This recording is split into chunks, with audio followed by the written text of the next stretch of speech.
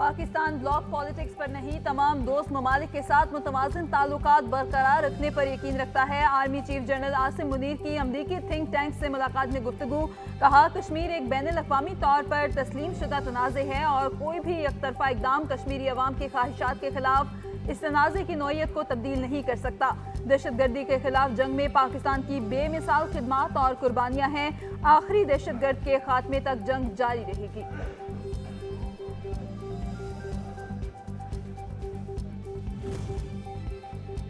रियासती दीवारों पर हमला हर मुल्क में जुर्म है। रियासत का निज़ाम आईन और कानून के तहत चलता है। कानून को हाथ में लेने वालों के खिलाफ रियासत एक्शन लेती है।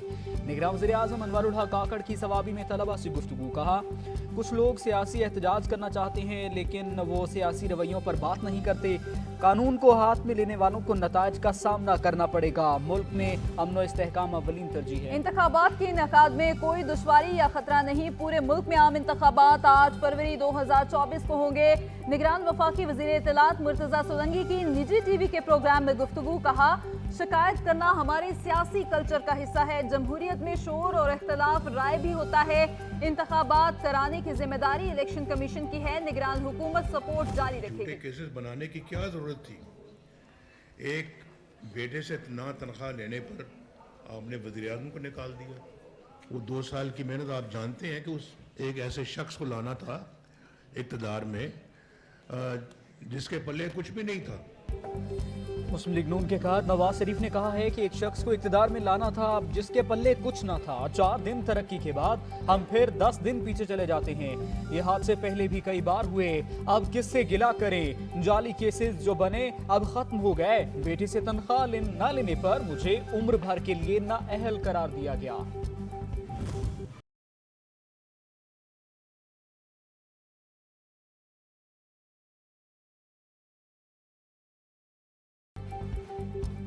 आम इंतखाबात के लिए इंतखाबी दंगल सज गया। साबिक वज़ीर आज़म मियां नवाज शरीफ खैबर पख्तूनख्वा से भी इलेक्शन लड़ेंगे।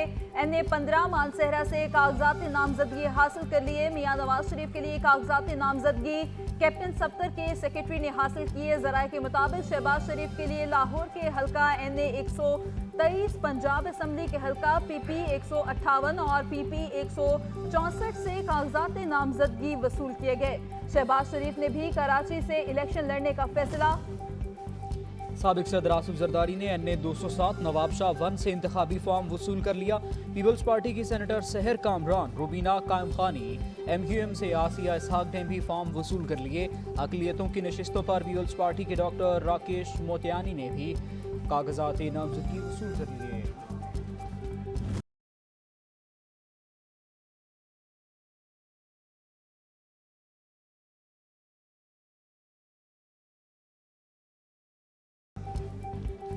इस्तेहकाम पाकिस्तान पार्टी के सरबराह जहांगीर तरीन खान की जानिब से लोधरा से कागजात नामजदगी वसूल। शेख रशीद चौधरी, निसार, हनीफ अब्बासी और गुलाम सरवर समेत दीगर सियासी रहनुमाओं ने कागजात नामजदगी हासिल कर लिए।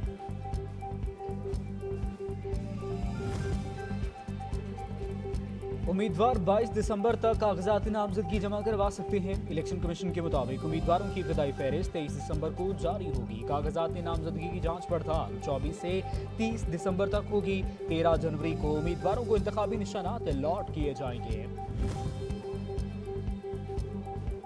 कागजात नामजदगी की वसूली के लिए 3 दिन का इजाफा किया जाए। MQM और JUI ने इंतखाबी शेड्यूल में तरमीम का मुतालबा कर दिया।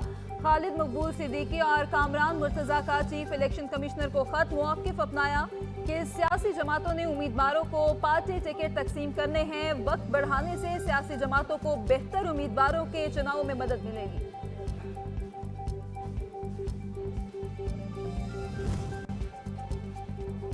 मुस्लिम लीग नून के पार्लिमानी बोर्ड के इजलासों का शेड्यूल दोबारा से तब्दील। पार्लिमानी बोर्ड कल अक़लियतों के मखसूस नशिस्तों पर उम्मीदवारों के इंटरव्यूज़ करेगा। पार्टी ज़राए के मुताबिक कसूर, शेखुपुरा और ननकाना उम्मीदवारों के इंटरव्यूज़ 23, लाहौर के 25 दिसंबर, खैबर पख्तूनख्वा और इस्लामाबाद के 26 दिसंबर को होंगे।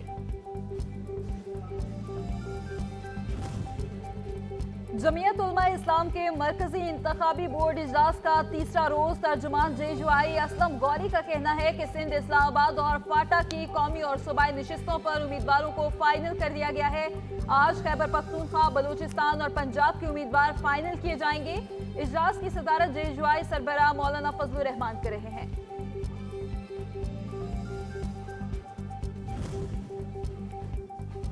जमीयत उलमा इस्लाम के अमीर मौलाना हामिदुल हक हक्कानी का इंतखाबात में हिस्सा लेने का ऐलान। मौलाना हामिदुल हक ने मीडिया से गुफ्तगू में कहा, इस्लाम पसंद और हम ख्याल सियासी जमातों से सीट एडजस्टमेंट और इत्तेहाद करेंगे। पेशावर, करक, खंगू, बनू, कुरम, मोहम्मद और हज़ारा डिवीज़न और मर्दान में उम्मीदवार खड़े करेंगे। इलेक्शन कमीशन ने आम इंतखाबात 2024 के लिए ज़ाब्ता इखलाक जारी कर दिया। इलेक्शन कमीशन ने ज़ाब्ता इखलाक सियासी जमातों की मुशावरत से तैयार किया। इलेक्शन कमीशन ने सियासी जमातों की तजावीज़ को भी ज़ाब्ता इखलाक में शामिल।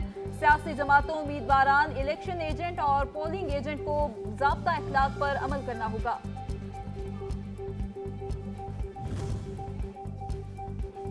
सियासी जमातें उम्मीदवार नजरिए पाकिस्तान और पाकिस्तान की खुद मुख्तारी सालमियत के खिलाफ बात नहीं करेंगे। इंतखाबी मुहिम के दौरान इलेक्शन कमीशन की तस्दीक से इज्तनाब करेंगे। किसी भी दूसरे शख्स को उम्मीदवार दस्तबरदार होने के लिए तहाइफ, लालच या रिश्वत देने से गुरेज करेंगे। इलेक्शन कमीशन का ज़ाब्ता इखलाक।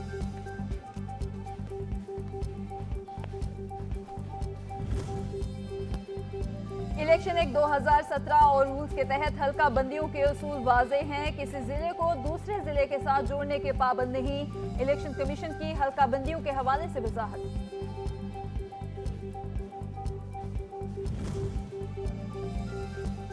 आर्टिकल 62 और 63 पर पूरा ना उतरने वाले इंतखाबात लड़ने के अहल नहीं। सूबे के 50,000 पोलिंग स्टेशन में 2.5 लाख सिक्योरिटी नफरी तैनात की जाएगी।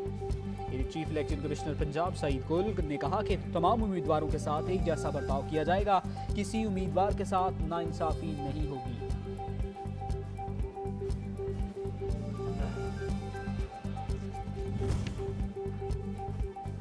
पेशावर इलेक्शन के हवाले से आरोज की तरबियत मुकम्मल, हल्फ उठा लिया। रिटर्निंग ऑफिसर की हल्का बिरादरी तकरीब के बाद डिप्टी कमिश्नर पेशावर आफाक वजीर की मीडिया से गुफ्तगू।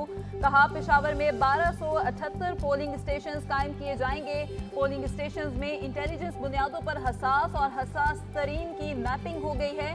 तमाम सियासी जमातों को यकसा मौके मुयस्सर होंगे। किसी भी सियासी जमात से कोई ज्यादती नहीं की जाएगी। हमारे भी बड़े गिले होंगे। बहुत सारे फैसले इलेक्शन कमीशन के हमारे भी खिलाफ आए हैं। मैं और मलिक साहब आपके सामने खड़े हैं।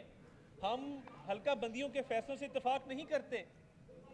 हम समझते थे कि हल्का बंदियों में कुछ हमारी गुजारिशात थी जो सुन ली जाती तो बेहतर होता, मगर इसका ये मतलब नहीं है कि हम इलेक्शन कमीशन पर एतराज़ उठा दें।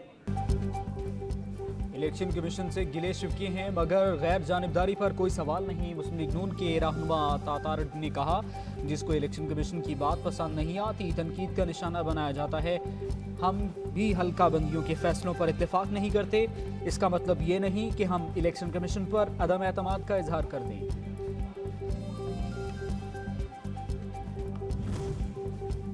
चीफ इलेक्शन कमिश्नर की तब्दीली की बातें। इंतखाबात में ताखीरी हरबे हैं। जस्टिस काजी फाजिल ईसा की मौजूदगी में इंतखाबात 8 फरवरी को ही होंगे। बलूचिस्तान के 80% इलेक्टेबल्स पीपल्स पार्टी में शमूलियत कर चुके हैं। रहनुमा पीपल्स पार्टी नासिर हुसैन शाह।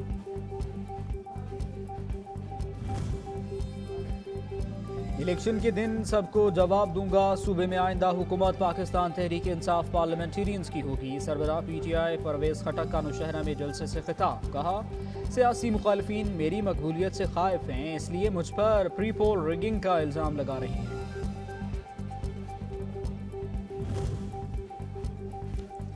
रहनुमा अवामी नेशनल पार्टी मियां इफ्तिखार का परवेज खटक पर कबल अज वक्त धांधली का इल्जाम। नौशहरा में प्रेस कॉन्फ्रेंस करते हुए कहा, परवेज खटक में जाती हैसियत से इंतखाब लड़ने की सकत नहीं। निहत्ते सरकारी मुलाजमीन को ब्लैकमेल करके नहीं जीत सकते। अवाम अब परवेज खटक के साथ नहीं।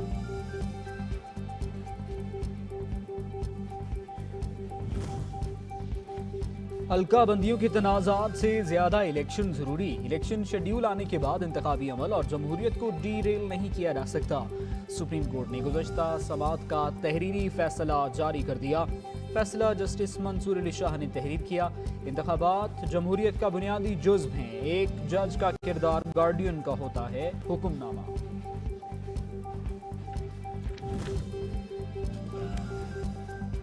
ताहयात नाअहली से मुतालिक सुप्रीम कोर्ट के फैसले और इलेक्शन एक्ट में तजाद का मामला। सुप्रीम कोर्ट की हिदायत पर अखबारात में इश्तिहार जारी। मतन में लिखा आर्टिकल 62(1)(f) और इलेक्शन एक्ट के सेक्शन 232 के तहत नाअहली की मुद्दत का सवाल उठा। अदालती फैसले का असर आइंदा आम इंतखाबात में उम्मीदवारों पर भी हो सकता है। ख्वाहिशमंद उम्मीदवार चाहे तो सुप्रीम कोर्ट में अपना जामे तहरीरी जवाब जमा करवा सकते हैं। अपीलों और दीगर मुकदमात की समाअत 2 जनवरी 2024 को लार्जर बेंच करेगा। निगरान वज़ीर-ए-आज़म को ओहदे से हटाने का मामला। लाहौर हाई कोर्ट के 2 रुकनी बेंच की इंट्रा कोर्ट अपील पर समाअत से माजरत। फाइल वापस। Chief justice Lahore high court को भिजवा दी। वकील मकसद तस्लीम ने अनवारुल हक काकड़ की 90 रोज़ की आईनी मुद्दत मुकम्मल के खिलाफ दरख्वास्त दायर कर रखी थी।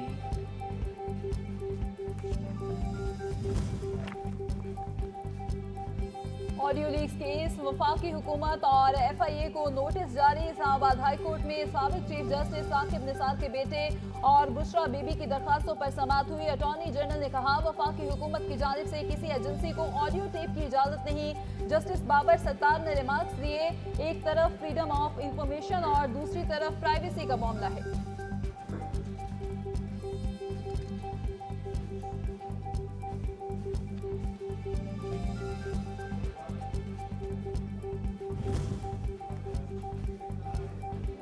बानी चेयरमैन PTI के खिलाफ साइफर केस की इन कैमरा समाअत। ट्रायल कोर्ट के हुक्म के खिलाफ दरख्वास्त समाअत के लिए मुकर्रर। इस्लामाबाद हाई कोर्ट के जस्टिस मियां गुल हसन औरंगजेब कल दरख्वास्त पर समाअत करेंगे। रजिस्ट्रार ऑफिस ने कॉज लिस्ट जारी कर दी।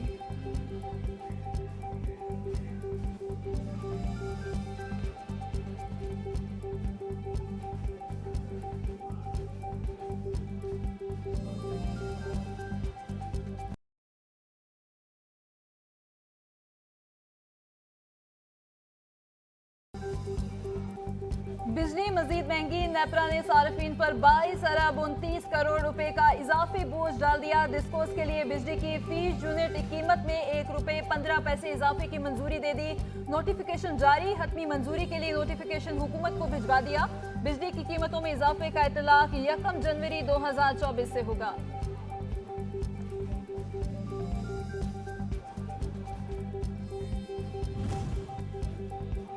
इक़्तिसादी राबता कमेटी का इजलास। ज़राए के मुताबिक पावर प्लांट्स को IPPs की तर्ज पर तकनीकी ग्रांट के तौर पर रकम देने का फैसला। ECC ने सरकारी पावर प्लांट्स को 262 अरब की अदायगी करने की मंजूरी दे दी। के इलेक्ट्रिक को 57 अरब एडवांस सब्सिडी और आई export finance scheme phase out करने की भी मंजूरी।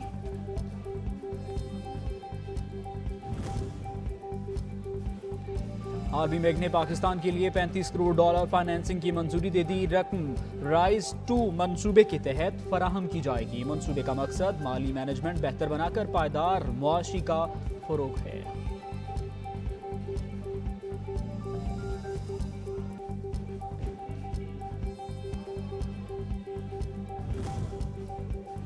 Chairman joint chief of staff committee Sahir Shamshad Mirza का दौरा उर्दन। शाह अब्दुल्ला दोम इब्नुल हुसैन से मुलाकात की। ISPR के मुताबिक मुलाकात के दौरान मुख्तलिफ शोबों बशमूल 2 तरफा सियासी, सिफारती और फौजी ताउन और मौजूदा इलाकाई सलामती की सूरत हाल पर तबादला ख्याल किया गया।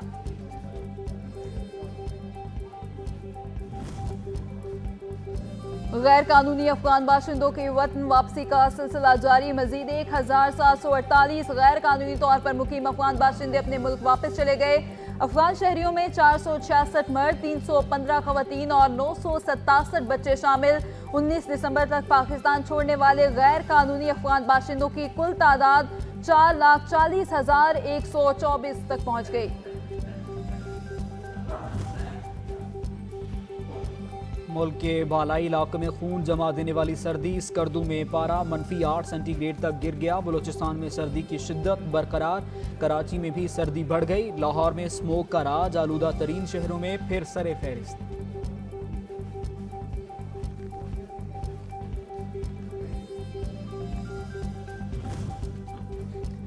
जुम्मे और हफ्ते के रोज मुल्क के बालाई और जुनूबी इलाकों में हल्की बारिश की पेशगोई। महकमा मौसमियात का कहना है कि मगरबी हवाओं का सिलसिला जुम्मे को मुल्क के बालाई इलाकों में दाखिल होगा। बालाई और जुनूबी इलाकों में मतला अबर आलूद और हल्की बारिश हो सकती है।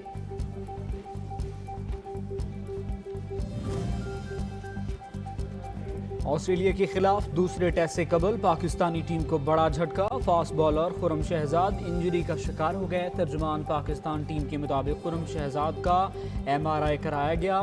रिपोर्ट आने पर मेडिकल पैनल इंजरी की नौयत का तयन करेगा। पाकिस्तान और ऑस्ट्रेलिया के दरमियान दूसरा टेस्ट मैच 26 दिसंबर से शुरू होगा।